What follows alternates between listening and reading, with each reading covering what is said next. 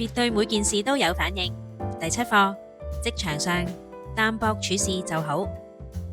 別無意識地過度介入，讓工作嘅人際關係發生喺職場就好啦。過去嘅職場環境，人際關係嘅連結來往緊密，比如話係過年過節嘅時候都會有禮貌咁問候往來，仲有員工運動會、員工旅行等等嘅活動，以及飲酒聚餐等等嘅私人交流。而家嘅年輕人或者亦都好厭惡想擺脫呢種麻煩嘅人際關係啩。當然，好似咁樣深厚嘅來往方式，並非只有壞處嘅。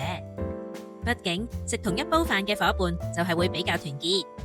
然而，請大家好好咁記住啊，喺職場上面最好唔好介入他人嘅私隱，呢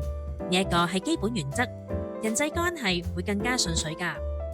尤其係而家可以話係一個保持距離以策安全嘅時代，過度展現熱情，難保唔會發生職權壓榨、精神暴力、性騷擾等等嘅問題。除此之外，關於私人嘅話題，不變嘅原則就係對方想講嘅時候你可以傾聽，但係追根究底去挖人哋嘅私隱，咁就係犯規噶啦。